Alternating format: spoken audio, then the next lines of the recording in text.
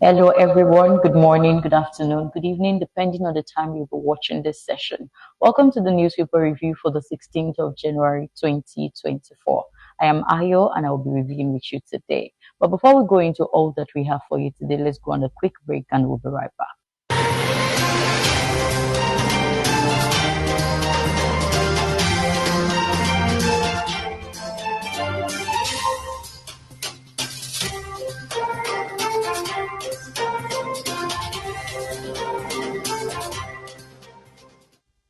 Welcome back to the newspaper review for the 16th of January 2024. Like I said earlier, we have quite a number of headlines to be reviewed with you today. And today we will be starting our review first with Vanguard. And the headline says, "Don't worry about Japa. We'll train more people," Tinubu tells Nigerians. Let's look at the news in details.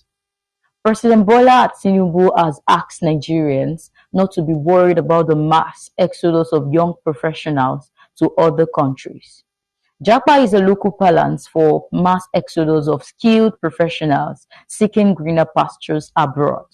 Tinubu made the call while on an official visit to Imo State to witness the inauguration of the second term of Governor Hope Uzodinma in Owerri yesterday. Said more Nigerians would be trained to fill the vacancies that exist as a result of those relocating overseas. Don't worry about what you are hearing about Japa syndrome. We will train more people and supply them, Tinubu said. This is quite interesting. At least there's hope for the remaining Nigerians that are here.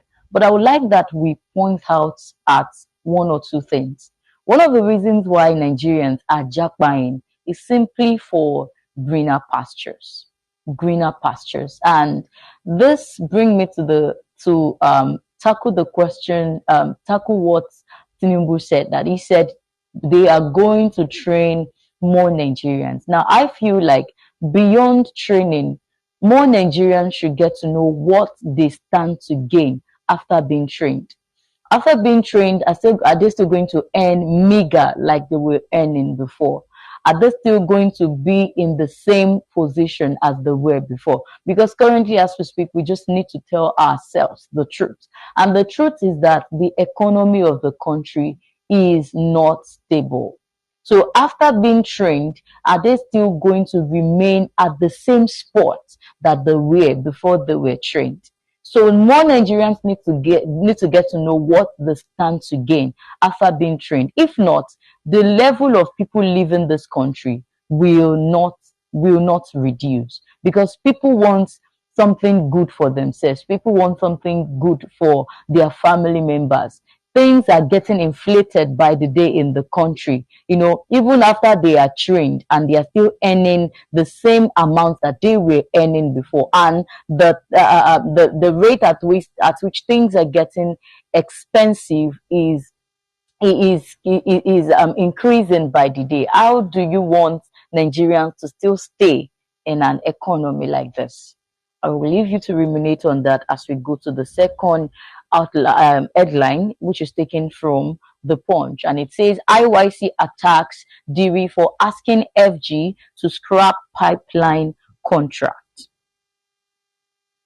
Let's look at the news in details. The Ijaw Youth Council worldwide has disagreed with the governor of Bayelsa State, Senator Duye Diri, over his recent comments that the Navy and not private security firms should be given the responsibility of protecting the nation's oil pipelines.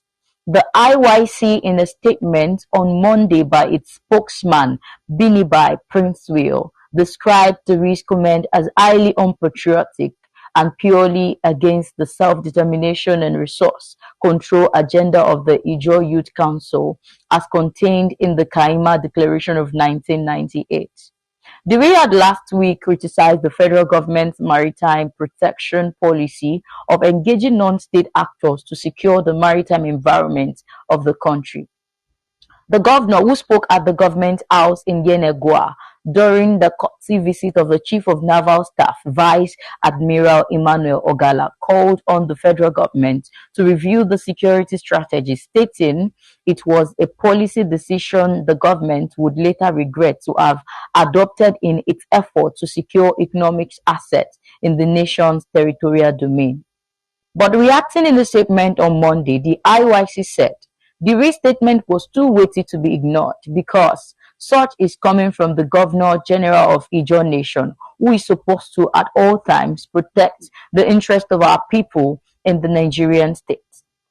The IYC, it was important for it to correct the wrong impression created before the federal government of Nigeria and Nigerians in general. The IYC said Nigerians could bear witness that the security of oil pipelines had improved and oil production has tremendously increased since the federal government engaged a private firm, Tantita Security Services Limited, owned by ex-militant leader Government Ekpe alias Tompolo. The Ijaw Youth Council, the apex youth body in Ijaw and Niger Delta, is using this medium to commend the federal government of Nigeria for engaging private firms for the protection of oil and gas facilities in the region. To us, this is one of the best decisions taken so far by the federal government of Nigeria in recent times, as it is in line with the local content laws of the country. While the Ijaw Youth Council will continue to agitate for resource control and more participation in the oil and gas industry, we want to state that the private firms, particularly Tantita Security Services Nigeria Limited, and other firms handling the surveillance job are all doing great professionally in collaboration with other security agencies. The NNPCL, the federal government of Nigeria, and the entire Nigerian populace are aware that since Tantita and other private firms took over the surveillance contract to secure the nation's critical asset, oil production has tremendously increased, thereby making Nigeria more economically viable.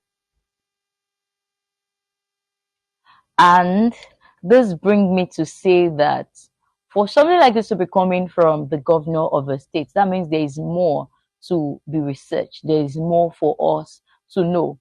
Because personally, I feel that the surveillance job being given to private sectors will actually enhance more job opportunity provided for more Nigerians. And the IYC actually made this obvious in their statement that since the Tantita Security Services has taken over the surveillance job at Bayelsa, like things are getting improved. The security state, the state of security gradually improved by the day, and also more job opportunities were provided for people. When the surveillance job goes into the hand of public sector, the public sector is going to see it as a government thing, and it is none of their business whether it progresses or not. It is going to be none of their concern. After all, it is the business of the government. So it is going to be more or less like whether or not they make sales, whether or not things are going well, this, after all, they are going to get paid. So it is none of their business. But the surveillance job being in the hands of the private sector is going to make them agile and always working, because they know that they have people to give back to. They have people who are looking up to this as a source of income for their family members and everyone around them. They know that the progress of whatever it is that they are doing is going to be the progress of the country. It is going to bring a good name to the country. Hence, they will not sit back and relax, because they know that this is where they are getting their source of income, and they will not want to sit back and relax, saying it is the, after all, it is the government. It is the government's business. So I personally think Duri should not have said what he said when he said the federal government is going to regret ever handing over the security services of the state to a private sector. And this will lead us to the next headline, which is taken from The Punch, and it says 14 states spent 21 billion naira on foreign trips despite zero FDI.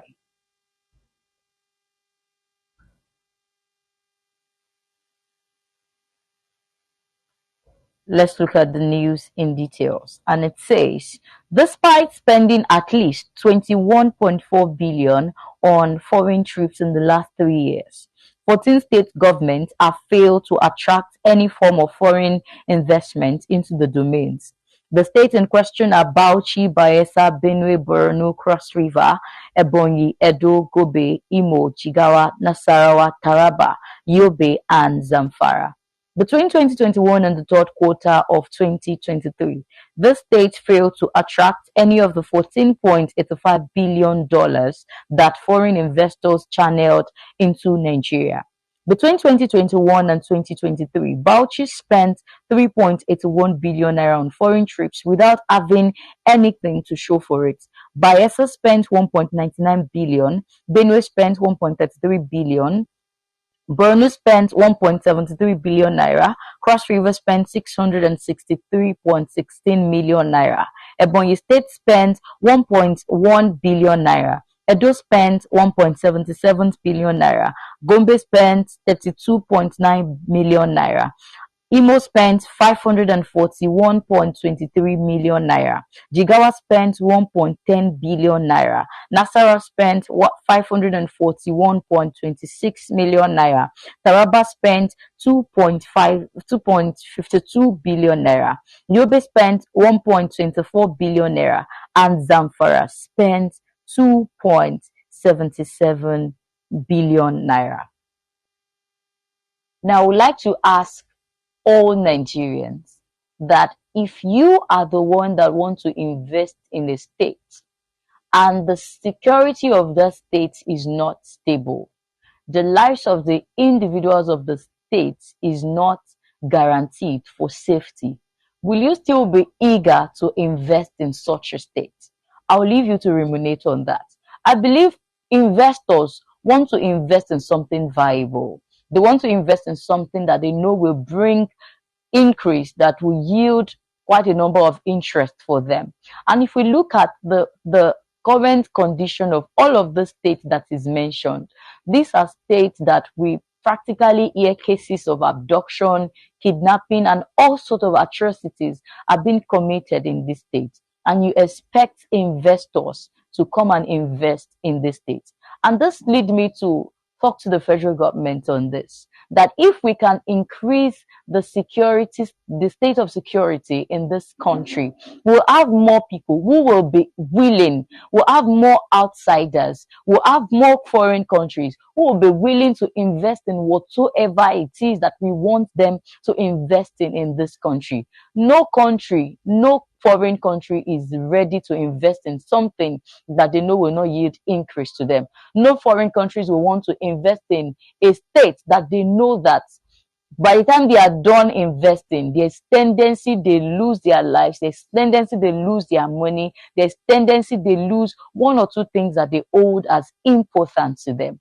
This lead me to talk to the federal government that the state of security in this country needs to be balanced. So more foreign countries can see viable reasons why they have to invest in Nigerian states. Let's move on to Vanguard. And the headline says, Abuja becoming one of the world's scariest cities, security expert says. A security expert, Bulama Bukati, said, Abuja is becoming one of the scariest cities in the world with the recent spate of kidnapping, one-chance robberies, and other criminal activities. Bukati disclosed this in an interview on Channels Television's Politics today on Monday. He said, in major junctions in Abuja, criminals and armed robbers masquerading as taxi drivers maim and rob Nigerians in a way that we have not seen before. Abuja is becoming one of the scariest federal capital cities in the world, he added. Bukati said what is going on in Abuja is a reflection of what has been happening across Nigeria. He said, over 9,700 people were killed last year in 2023 across Nigeria. Abuja cannot be immune to that because as long as you leave insecurity to fester and flourish across Nigeria, then it will find its way to Abuja. According to Bukati, Intelligence had shown that violent terrorist groups from the northeast, northwest, and north central geopolitical zones had moved into Abuja, while some operate from border states such as Kogi, Kaduna, Niger, and Nasarawa. Over 200 people were either killed or abducted in Abuja in the last 3 months of 2023. The expert said, noting that the ugly trend will drive away investors and discourage diplomats from living in the nation's capital, while Nigeria's security rating in the world will be badly affected. Bukati urged security agencies to take sustained security action in Abuja and in other parts of the country. The way to secure Abuja is to take the fight to the bandits and terrorists in other parts of the country, he advised. Recall that there was a recent case of abduction of 6 siblings and their father in the Buari Area Council of Abuja on January 3rd, 2024. The kidnappers reportedly killed one of the sisters, identified as Nabia, after their parents couldn't meet the deadline for payment of 60 million ransom. Now, I believe that if some certain issues in the country is not affecting people at the top, they will never see anything to do with it. You know, it has been happening to other states in the country. We had about Plateau. There was a case of I think Cross River and some other states. Nothing was done to all of those states. The only thing we heard is that security measures should be taken as soon as possible, and that was all. But now it has gotten to the state capital, and hopefully they will do something about it. And I still feel like if the issue is not pinching the head directly, they will never know what to do about it. After all, the people that are being kidnapped, the people that are killed are not their family members. They are not in any way related to them. So the least they will do to Nigerians is to tell Nigerians, sorry, we are doing something about it. But as soon as it touches the head, probably one of their family members is kidnapped or something, they will know what to do about it. And hopefully before it gets to that, I believe that this is getting to the state capital. And the state capital is where we have top profiles and different caliber of people. It is affecting the state capital now. Hopefully something will be done to it as soon as possible. And I hope that the good Lord will continue to safeguard the life of Nigerians. And this brings me to the end of the newspaper review for today, 16th of January 2024. Before I leave this place, I would like that you follow us on our social media platform. On Facebook and on Instagram, we go by Prime Media TV. You can follow us to get back-to-back access on all of our broadcasts. We also have an online mall where you can access everything at all that you need, ranging from electronic appliances to fashion to accessories and everything at all. You can see it as it is being displayed on the screen. You can visit our online mall at www.remy.global.com to shop. You can apply as a seller. You can also apply as a buyer. For today, I will leave you with a goodbye. Do have a great day.